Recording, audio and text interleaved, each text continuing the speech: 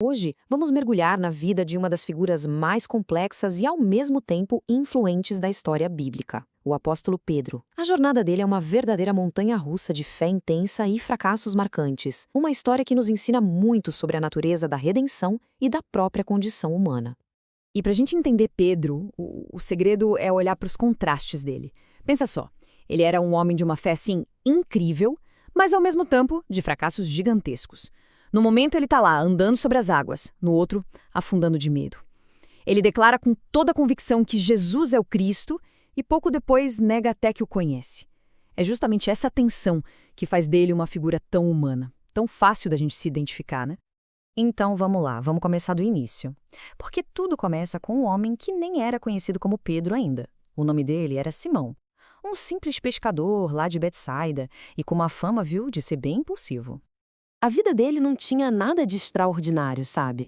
Era aquela rotina de trabalho pesado, de pescador no Mar da Galileia, e ele conhecia bem a natureza imprevisível do mar, que de certa forma era um espelho do próprio temperamento dele, né? Inconstante, agitado, igualzinho às ondas. Até que um dia, no seu primeiro encontro com Jesus, algo fundamental acontece. Simão ganha um nome novo, um nome com peso, um nome profético. E é esse momento ali mesmo que define o grande conflito de toda a jornada dele.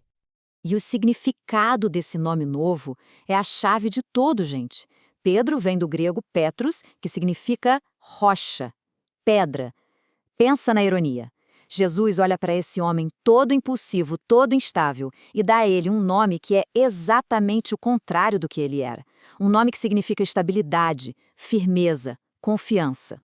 E claro, esse nome novo criou uma tensão enorme. A missão dele era ser uma rocha, mas as suas atitudes por um bom tempo foram qualquer coisa menos firmes.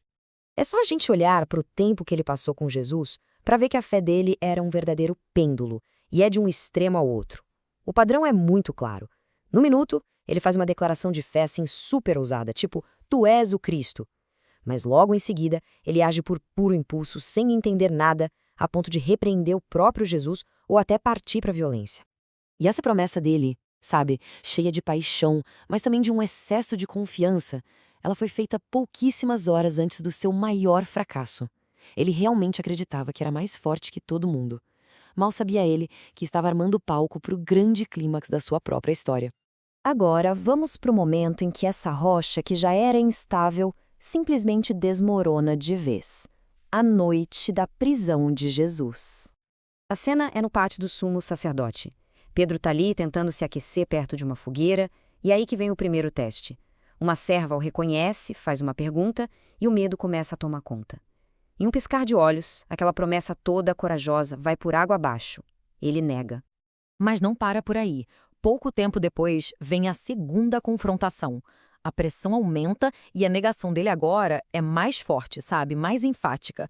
Dá para sentir o medo crescendo e sufocando qualquer pingo de lealdade que restava.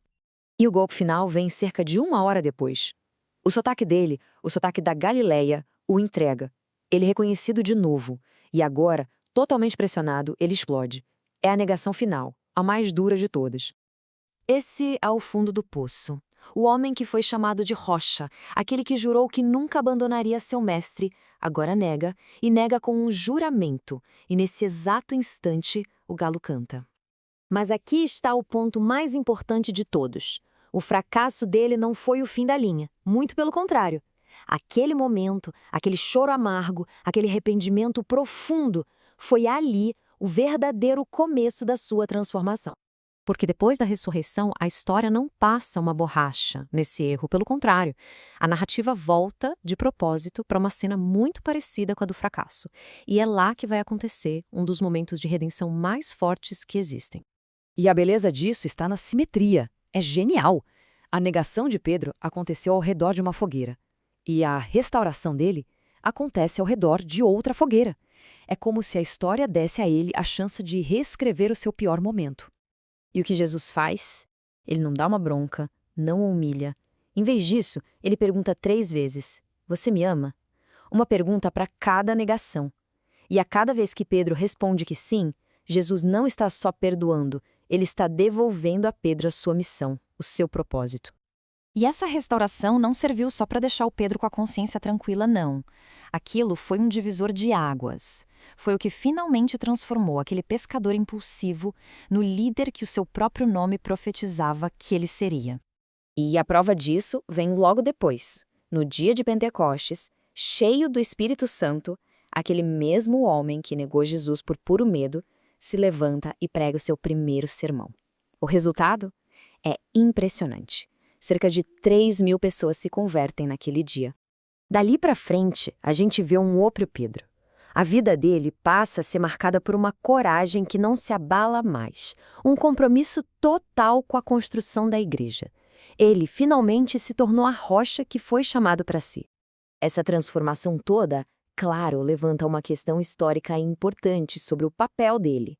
Muita gente pergunta, então Pedro foi o primeiro papa? A fonte que estamos usando para essa análise levanta um ponto interessante, olhando para outras palavras do próprio Jesus. A interpretação dessa fonte sobre essa passagem é que, embora Pedro tenha sido, sem dúvida, um líder fundamental, um pilar, Jesus teria estabelecido a si mesmo como o cabeça da igreja, colocando todos os discípulos como irmãos, em pé de igualdade, sob a liderança dele. E a jornada de Pedro termina de uma forma que mostra o tamanho da sua transformação. A tradição diz que ele foi crucificado, mas de cabeça para baixo, porque ele se sentia indigno de morrer do mesmo jeito que o seu Senhor. Que contraste com aquele homem que um dia se achava o mais forte de todos.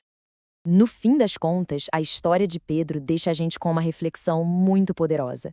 De onde veio a força dele?